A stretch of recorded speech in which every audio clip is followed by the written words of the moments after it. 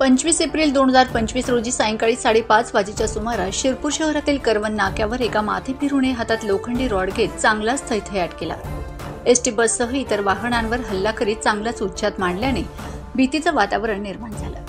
या प्रकरणी संशयितासह तिघांना शहर पोलिसांनी ताब्यात घेतलं असून रात्री उशिरापर्यंत पोलीस कार्यवाही सुरू होती.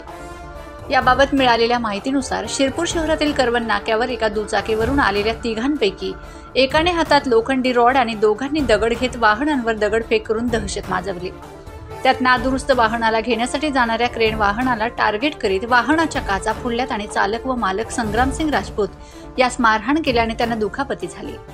तसेच बोराडीकडून शिरपूर बस स्थानकात बस चालक दीपक सूर्यवंशी व वाहक दिनेश कोळी हे 30 ते 25 प्रवासी घेऊन येत असलेल्या MH20 BL 9415 क्रमांकाच्या महाराष्ट्र राज्य परिवहन महामंडळाच्या एसटी बसला हल्ला केला.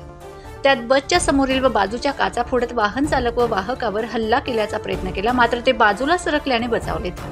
मात्र त्यामुळे प्रवासी आणि स्थानिकांमध्ये भीतीचं वातावरण निर्माण झालंय. या प्रकरणी शहर पोलिसांनी दोघांना ताब्यात घेत रात्री उशिरापर्यंत गुन्हा नोंद करण्याची कारवाई सुरू होती. माझा खानदेश न्यूज ब्युरो शिरपूर. मी स्वतः क्रेन मालक संग्रामसिंग देवीसिंग राजपूत करवन नाक्याहून वरुड जात असताना करवन नाक्याला 3 लोक पटपट आडवे झाले आणि आईवडील शिवेगाळ करायला लागले. मी खाली उतरलो आणि त्यांनी मला मारहाण केली. हाताला पायाला मोबाईल घेतले, खिशामध्ये पैसे चोरून घेतले. मोबाईल पण घेतलेला आहे 35,000चा आणि पैसे पण काढून घेतलेले. खिशातील पैसे पण काढले आणि मारलेलं आहे इथं पण.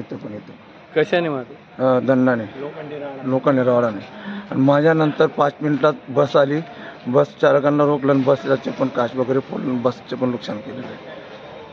सदर शिरपूर डेपोची MH 20 BL 1594 बोराडेहून शिरपूर येत होती. गाडीत 25-30 प्रवासी होते.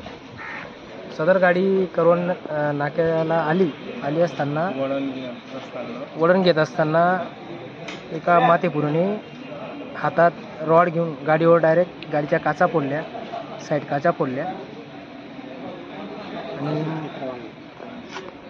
अजून दुसऱ्या वाहनांचं काही नुकसान केलं आणि परत पुढे एक क्रेन होती, मिनी क्रेन होती, ती त्याचे पण काचा फोडल्या आणि त्या क्रेन चालकावर त्यांनी मार प्राणघात केला. त्याला पण पायाला दुखापत झालेली आहे. माल पण हे करत होता, पण मी त्याला सावरलं आणि पोलीसवाले येतील असं त्याकरता थांबून त्याला आम्ही दाबून ठेवलं.